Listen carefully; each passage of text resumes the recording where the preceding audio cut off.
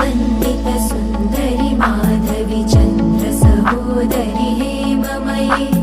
मुनिगणवन्दित मोक्षप्रदायिनि मञ्जुळभाषिणि वेदनुते पङ्कजवासिनि देवसुपुत्रि